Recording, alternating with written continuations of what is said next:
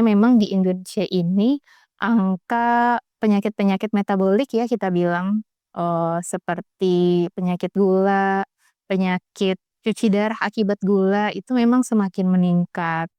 Nah, kenapa ya itu bisa terjadi itu memang sebenarnya banyak nih penyebabnya Kak Yasmin. Tapi kalau misalnya kita tarik, ini tuh sebenarnya bukan masalah yang, tiba-tiba terjadi. Ini tuh sebenarnya masalah yang sudah, dibentuk dari masa kecilnya gitu. Jadi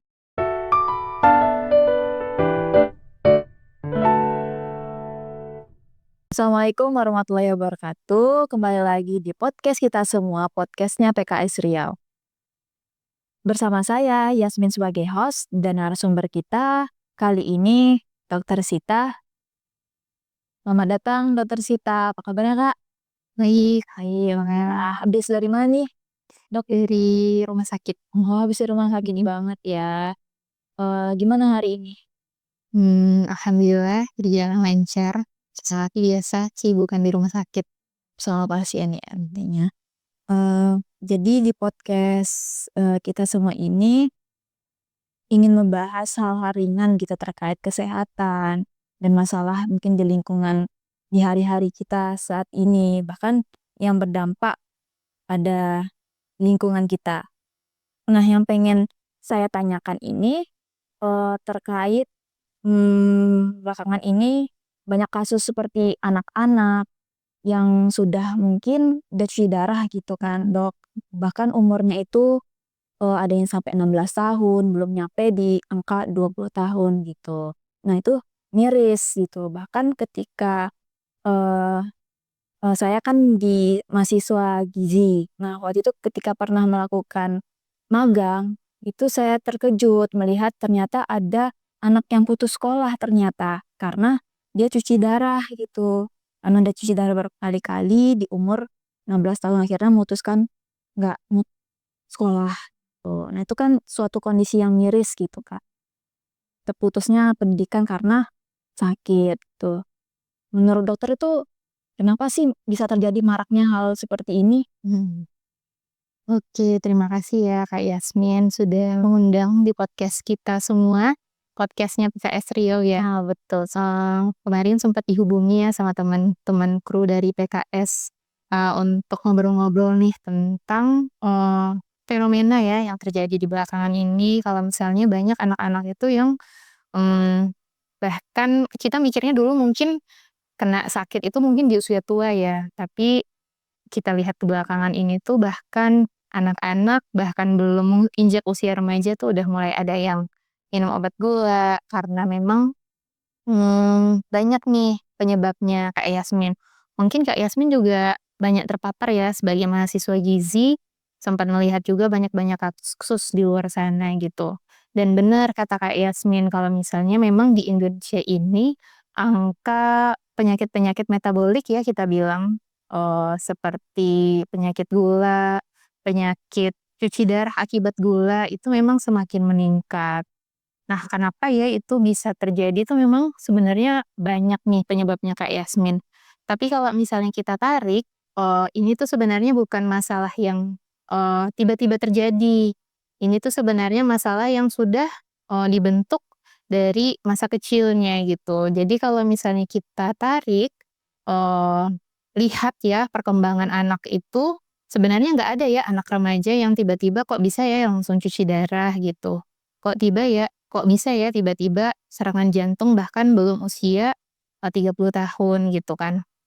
Mmm, kalau misalnya kita lihat ternyata ini tuh sangat berhubungan dengan, gaya hidup kita sekarang ya. Gaya hidup kita sekarang kan memang, banyak ya, mungkin kita lihat, salah satunya makanan instan ya.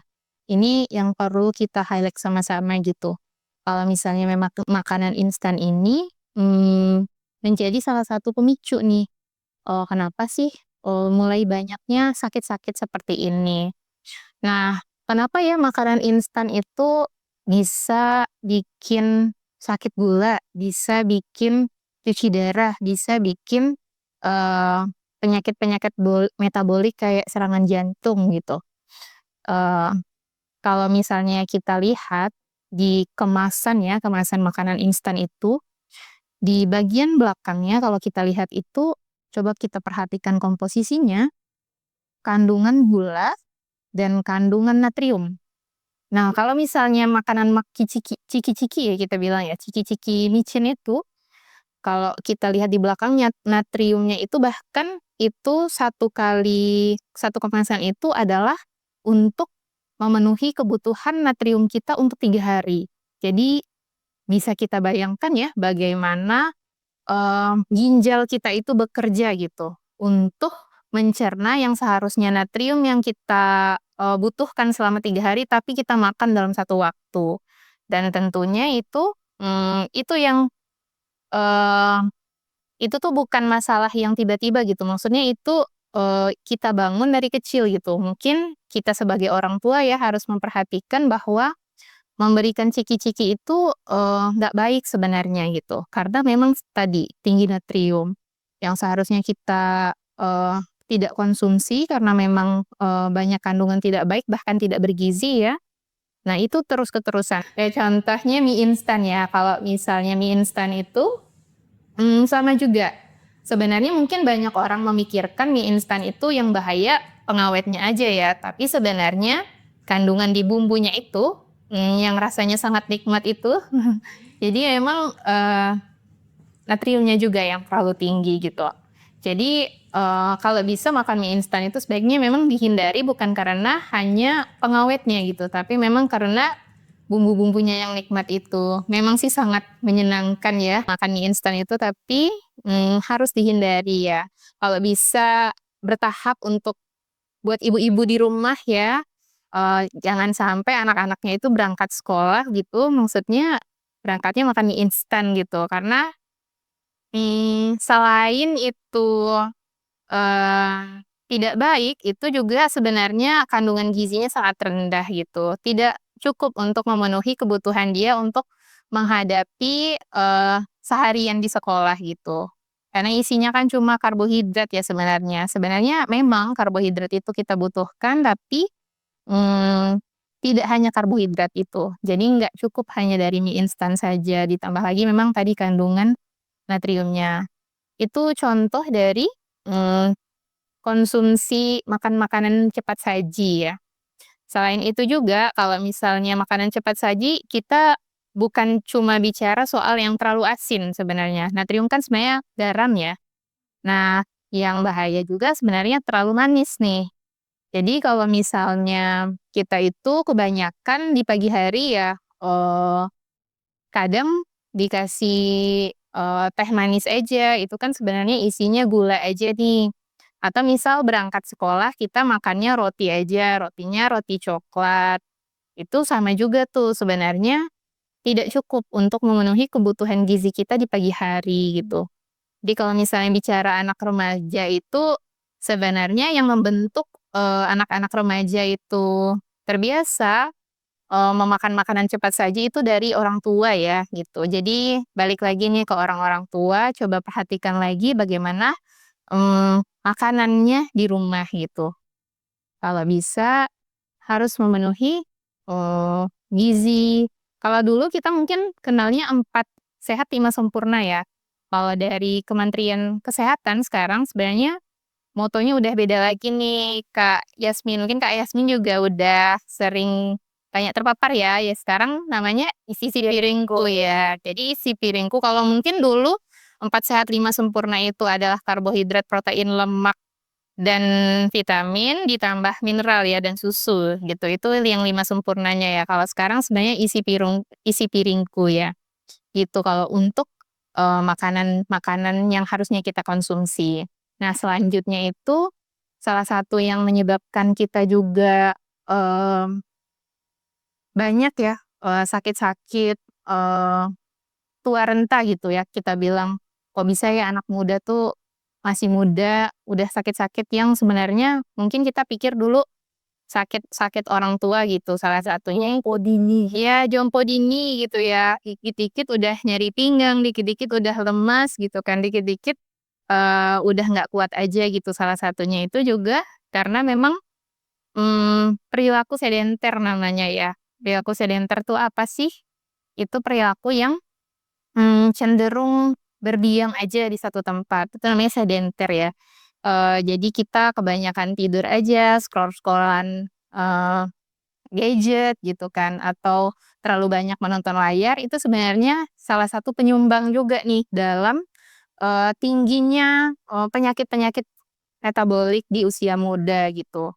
Nggak kerasa, makanya mungkin, di kita ya udah mulai dibilang ya di akhir zaman itu akan terasa gitu, waktu itu akan cepat berlalu. Sebenarnya secara ilmiahnya kan sebenarnya waktu itu tidak bergerak semakin cepat, tapi terasa semakin cepat nih, karena memang, kegiatan-kegiatan yang melenakan waktu gitu. Jadi kebanyakan, tidak beraktivitas itu menyebabkan kontribusi yang cukup besar sebenarnya ke salah satu penyakit-penyakit itu.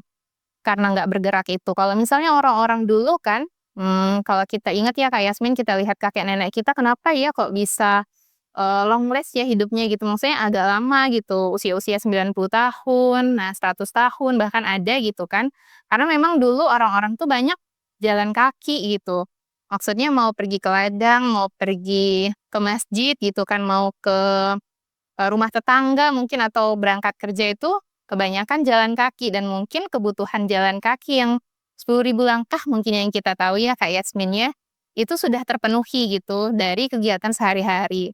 Mungkin berbeda dengan dunia kita yang serba instan saat ini, mungkin memang udah banyak dikasih kemudahan, tapi tidak mengizinkan tubuh kita itu, eee, diberikan hak, untuk bergerak gitu. Jadi memang kita diciptakan itu sebenarnya harusnya banyak bergerak gitu. Makanya anak-anak kalau misalnya orang tua punya anak yang aktif, mmm, ini juga yang mungkin yang perlu di-highlight dari orang-orang tua ya. Jadi kalau misalnya orang tua itu, anak itu memang ditakdirkan untuk terus aktif bergerak gitu. Dan itu nggak apa-apa dan itu, justru yang baik gitu. Anak itu sebenarnya supaya diam, kebanyakan orang tua sekarang kan udah kasih gadget aja nih buat anak saya diem, supaya anteng lah dulu gitu. Nah itu sebenarnya, eee, salah satu hal yang berkontribusi membuat anak-anak kita itu tidak aktif bergerak gitu. Jadi mungkin anak-anak remaja juga salah satunya ya tidak bergerak karena memang sudah terpuaskan hasratnya hanya dengan melihat, gadget gitu. Mungkin itu, yang sangat berkontribusi juga. Terus ketiga, merokok ya. Kalau misalnya di Riau ini nggak tahu ya, sangat pertama kali ke Riau itu, eee agak kaget ya, ketika jalan-jalan di sini ya Kak Yasmin, hampir semua laki-laki ya, nggak cuma bilang bapak-bapak ya, laki-laki ke kios-kios tuh pasti semuanya pegang rokok ya. Itu yang paling agak berbeda mungkin, di, sebelum tempat tinggal sebelumnya gitu. Kan sebelumnya juga memang banyak sih yang, merokok gitu, tapi tidak se sebanyak di sini rasanya gitu. Jadi setiap, kali jalan-jalan tuh pasti setiap bapak-bapak atau misalnya kita jalan ke tempat wisata tuh hampir semua bapak-bapaknya pasti pegang rokok gitu. Itu mungkin, bukan mungkin ya, itu salah satu penyebab nomor satu di rumah sakit saat ini ya, yang banyak, sakitnya itu karena rokok gitu. Termasuk cuci darah, termasuk, serangan jantung. Anak-anak tuh biasanya mulai berkenalan dengan rokok itu kan usia-usia SMP ya biasanya ya. Biasanya udah pas naik SD, udah mulai mencari jati diri, itu udah mulai rokok. Apalagi kalau misalnya anaknya terpapar dari bapaknya udah merokok, selama beraktivitas sehari-hari sama bapak juga merokok, itu juga menjadi salah satu kontributor utama gitu di banyaknya sakit yang, menyerang anak-anak muda gitu. Bahkan sekarang itu mungkin kita pernah dengar ya, penyakit-penyakit autoimun ya. Penyakit-penyakit autoimun kan kita kenal dulu lebih banyak menyerang wanita ya, tapi kita lihat, pergeserannya saat ini ya, penyakit-penyakit autoimun itu banyak juga yang menyerang laki-laki. Salah satunya itu kontributornya adalah rokok juga. Kenapa sih rokok itu bisa bikin, sakit-sakit itu gitu, karena memang rokok itu kan banyak, zat-zat aditif yang tidak baik ya. dan itu memicu peradangan terus ke badan. Karena peradangan terus, tubuhnya merespon untuk membentuk mmm, penyerang ya, sistem penyerang gitu, yang ada malah lama-lama menyerang tubuhnya sendiri, bukan melindungi yang seharusnya diserang gitu. Contoh bakteri dan virus, itu. Berarti memang gaya hidup ini kalau kita mengikuti tuh bisa jadi sumber masalah dari kehidupan kita sendiri ya, penyakit gitu kan, dengan maraknya, remaja jompo yang sudah sakit-sakit, bahkan belum umur 20 udah masuk rumah sakit dengan gejala gagal ginjal, hipertensi, bahkan diabetes meletus. Ditambah mungkin mereka yang asik dengan gadget, hingga mereka tidak bergerak, ya. Jadi ada perlambatan mungkin bisa di otak juga, kemudian di aktivitas fisik. Nah, karena akhir-akhir ini juga, pernah denger nggak tren lari, awalnya bilang, "Ah, FOMO," gitu, tapi ternyata ini FOMO yang baik ya, Iya, lingkungan yang baik ya. jadi kalau lihat Pekanbaru ini, setiap banyak agenda lari lumayan banyak yang mengikuti. Jadi kayak, nggak apa-apa lu ikutin tren ini, karena ini tren yang bagus gitu untuk kesehatan, untuk tidak menciptakan penyakit di usia muda. Jadi tren-tren seperti ini mungkin harus selalu kita gaungkan atau kampanyekan gitu. Iya. Oke, nanti kita tunggu sama-sama ya, PKS lari mungkin Iya, bisa, itu asik gitu ya. Ingin juga ya izin ya, bisa apa, update pace berapa gitu. nanti yang ini, yang Strava-nya paling banyak ya mungkin Kak Yasmin, bisa nanti Reward ya? dapat reward dari PKS ya. Benar benar. Tadi kan itu makanan, karena makanan yang siap saji. Kemudian berarti kita harus balik ke namanya real food ya. Real food. Kan kebanyakan anak-anak yang kurang suka kayak rebusan, itu gimana ya caranya Dok? Balik, misal orang tua ngasih tahu ini makanan sehat loh. Apa karena mereka udah terpapar dengan mungkin karena scroll TikTok, mungkin lihat lihat di FYP-nya tuh bahas sreng lah, yang makanan cimol yang pedes-pedes itu kan kayak menarik gitu kan. Jadi sebenarnya nggak cuma dari pengaruh mungkin dari orang tua aja, mungkin dari pengaruh gadget, lihat ada promosi iklan-iklan makan makanan yang nggak sehat, itu kan terlihat menarik gitu. Kan sedangkan untuk mengedukasi mereka balik ke real food itu kayak sedikit effort gitu untuk menyadarkan mereka. Apalagi ya teman-teman, saya sendiri beberapa ada yang udah terkena penyakit PCOS gitu kan. Itu kan Setuju Kak. miris banget itu, karena agak rentan untuk jadi tidak mengalami kehamilan gitu kan. Jadi sedangkan perempuan itu kan peradaban dunia gitu kan melahirkan. Jadi kan ketika sudah banyak penyakit seperti ini kan jadinya umat Islam jadi bingung reproduksi, melahirkan umat lainnya kan jadi jadi rusak sendiri karena ya pola hidup mereka seperti itu. Setuju banget Kak Yasmin. Apa yang diangkat sama Kak Yasmin itu benar, sebenarnya isu yang harusnya sangat, kalau bisa tuh semua keluarga tuh ngeh gitu akan hal itu ya.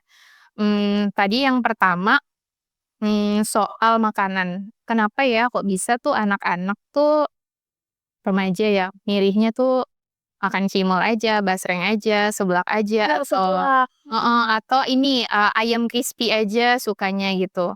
Jadi sebenarnya prinsipnya, mmm mungkin udah pernah digaungkan di awal tadi ya. Sebenarnya itu children see, children do ya. Jadi anak itu melihat, anak itu melakukan gitu. Jadi kalau misalnya makanan-makanan yang, "Kok bisa ya anak saya ini maunya, makan ini aja?" Gitu. Jadi sebenarnya itu bukan dibentuk tiba-tiba gitu. Itu dibentuk mulai dari bahkan kita bicara tarik sampai ke belakang itu mulai dari dalam kandungan sebenarnya. Jadi mungkin ada banyak ya, ibu-ibu hamil ya berpikiran gitu, "Oh ini gimana ya supaya cara anak saya di dalam perut ini besar gitu lahirnya." Jadi banyak yang salah kaprah nih, mulai, banyak makan es krim atau makan yang manis-manis supaya anak makin besar. Jadi sebenarnya ketika ibu memutuskan untuk makan nggak sehat sejak dalam kandungan itu berkontribusi kepada sakit yang akan diderita anak di masa depan gitu. Jadi memang, PR orang tua itu sangat besar gitu dalam hal memilih makanan ini, karena itu akan menentukan hidupnya bahkan sampai 50 dan 60 tahun ke depan gitu. Bahkan ketika ibu mulai banyak juga ya sekarang itu, mulai shifting nih dari, ASI dan tidak ASI gitu ya, ASI dan susu formula. Padahal kalau misalnya kita tarik sejarahnya dulu ya, kenapa sih susu formula itu mulai meningkat, penggunaannya ya, itu padahal sebenarnya itu di zaman-zaman perang ya, di zaman-zaman penjajahan, itulah mulai orang-orang luar negeri gitu ya, Amerika segala macam, pabrik-pabrik susu ya, memberikan susu-susu ke ibu-ibu Indonesia yang terpisah karena peperangan gitu. Itulah mulai angka peningkatan susu formula itu naik. Dan sedihnya, itu sudah terjadi di 70 dan 80 tahun yang lalu, tetapi itu masih terbawa sampai sekarang gitu. Jadi gerakan ASI itu kalau misalnya Kak Yasmin, datanya ibu yang menyusui langsung itu semakin menurun, bahkan sampai 30%. Sisanya itu anak-anak itu minum susu formula. Apa masalahnya? Susu formula itu rasanya manis. ASI itu rasanya sebenarnya lebih ke, ini ya, plain, apa istilahnya, plain? Hambar. Hambar sebenarnya, hambar ke manis sedikit ke arah manis. Jadi itu sebenarnya ketika kita, apa ya, mem me mencetuskan anak itu untuk merasakan manis sejak dini, itu sebenarnya berkontribusi sampai ke depannya dia akan terus suka manis. Kalau misalnya anak-anak udah dipaparkan sejak dini untuk merasakan hal manis, lidahnya itu akan terbiasa untuk merasakan hal-hal yang jauh lebih manis, gitu. Jadi kalau misalnya udah terbiasa dari kecil minum yang manis-manis gitu, "Oh ini nggak cukup manis buat saya mau yang lebih," gitu. Jadi keinginan untuk merasakan hal yang lebih manis itu sebenarnya, kita bentuk dari kecil gitu, sama kayak yang ciki-ciki, yang banyak MSG-nya itu sebenarnya balik lagi bagaimana orang tua itu menetapkan makanan di rumah gitu. Kalau misalnya memang dari kecil anak-anak sudah mulai dikenalkan dengan rasa-rasa amis ikan, atau mulai dikenalkan dengan rasa-rasa, lebih ke hambarnya sayur. Sayur tuh kan sebenarnya rasanya nggak begitu banyak ya, nggak kayak makanan-makanan yang mungkin makanan instan berikan gitu, yang benar-benar tinggi rasa gitu. Jadi kalau misalnya dari kecil kita udah nggak biasakan untuk, makan makanan itu, ya itulah yang akan terjadi di masa remajanya gitu. Jadi ini bukan, masalah yang akut sebenarnya, jadi ini masalah yang kronik. Jadi mulai kita tarik dari belakang. Pas kecilnya makan apa, pas di kandungan makan apa, pas anak-anaknya bagaimana, sering dikasih ikankah anaknya, sering dikasih rebusan kan anak-anaknya gitu. Dan sedihnya lagi, ketika anak itu sering dirasakan makan makanan MSG atau makanan-makanan yang manis, kita kan di lidah itu punya tunas penguncup ya Kak Yasmin ya, mungkin papil bud ya kita bilang, itu tunas penguncup. Ketika anak apa ya istilahnya, dicekokin terus makanan manis, tunas-tunas penguncupnya itu ternyata semakin datar. Ketika semakin datarnya itu, dia butuh rasa yang lebih gitu untuk memuaskan lidahnya. Jadi itulah yang bikin kenapa anak tuh cenderung sugar craving ya istilahnya. Karena memang sudah terbiasa dengan makanan manis, makanan yang umami, micin-micin gitu. Jadi kalau misalnya kita bicara remaja itu, kita tarik lagi ke belakang, kira-kira gimana ya waktu kecil, apakah orang tua itu memperkenalkan anak-anak dengan makanan-makanan yang amis kah? Apakah orang tua memperkenalkan makanan-makanan yang, enggak begitu banyak rasa ya sebenarnya, tapi kaya gizi gitu. Sebenarnya anak tuh kembali lagi apa yang orang tua kenalkan sejak dini gitu. Jadi kembali lagi children see, children do gitu. Jadi anak lihat dan itulah yang anak lakukan. Kalau orang tuanya terbiasa juga untuk minum-minum boba dan minum-minum, yang manis-manis atau minum, teh, ya itulah yang anaknya minum. Kalau misalnya orang tuanya terbiasa untuk makan gorengan, untuk terbiasa makanan-makanan yang manis, ya itulah yang anak makan gitu. Maksudnya untuk apa kita berekspektasi anak itu makan makanan rebusan kalau misalnya orang tua juga tidak makan itu, gitu. Mungkin itu. Menarik sekali ya Bu Dokter pembahasan pada podcast kali ini. Yang saya tangkap benar children see, children do gitu kan. Jadi memang peran orang tua ini sangat berperan penting gitu dalam proses pertumbuhan anak, bahkan gimana kesehatan ke depannya dan masa depan anak itu sendiri. Dan kita sebagai perempuan yang bahkan perempuan itu kita tahu sendiri adalah peradaban dunia gitu kan. Kita lah yang melahirkan anak-anak atau umat Islam yang saat ini gitu kan. Kalau misalnya diri kita udah nggak baik, berarti yang kita lahirkan tuh pasti keterusannya nggak baik juga. Jadi kita perhatikan dari makanan hal-hal yang kecil gitu. Kalau kata Allah kan jagalah dirimu dan keluargamu gitu kan. Jadi mulai dari diri sendiri kita aware sama kesehatan kita coba lawan nafsu-nafsu mungkin yang menarik. Mungkin itu berpotensi untuk kesehatan ke depan kita tuh mungkin ada berpenyakit, kita hindari. Memang terasa pahit, tapi nggak apa-apa untuk kesehatan 50 tahun ke depan atau 20 tahun ke depan. Mungkin ada hal yang menarik gitu terakhir ya. Boleh Bu Dokter? Kita sebagai orang Islam itu kan kita sebenarnya hidup untuk mati kan ya. Ada banyak dari kita itu cenderung menjaga kesehatan tuh adalah untuk hidup sehat gitu kan. Itu benar, tapi tujuan paling akhir dari kita hidup sehat itu adalah sebenarnya mempersiapkan kematian gitu. Iya kan? Jadi orang-orang itu lupa, mereka ingin hidup yang berkualitas, tapi mereka lupa mempersiapkan kematian yang berkualitas juga. Sebenarnya betul kalau misalnya kematian itu kita tidak bisa memilih ya bagaimana dengan cara apa kita mati gitu ya.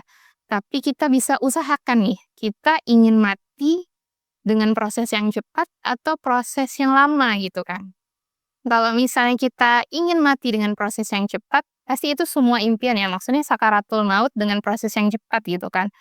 Ya mulailah dari saat ini gitu, jangan sampai tunggu kita udah punya sakit dulu gitu. Kalau misalnya kita mati dengan sakaratul maut yang lama, ya itulah mulai dikasih cuci darah itu kan sebenarnya sakaratul maut sudah mulai gitu. Maksudnya itu akan menjalani proses itu dalam beberapa tahun ke depan gitu kan. Jadi tujuan kita sebagai umat Islam itu kalau misalnya mau hidup sehat, ya ini untuk mempersiapkan kematian nanti gitu. Supaya mati dengan cara yang berkualitas. Berarti dengan kita memberikan kepada Allah dengan jasmani yang ini baik juga karena Allah ngasih kita dengan yang baik juga kita kan dilahirkan. Jadi kalau misalnya tarik lagi tujuannya itu bukan cuma hidup sehat gitu, tapi untuk mempersiapkan kematian yang berkualitas juga. Oke, terima kasih banyak Bu Dokter Sita telah mau berbincang-bincang santai bersama saya di podcast kita semua, podcastnya PKS Riau. Semoga kita bisa berkumpul kembali dengan obrolan asik seperti ini. Dan saya dapat ilmu baru, dapat statement yang baru. Oke, sampai ketemu di podcast kita semua, podcastnya PKS Riau.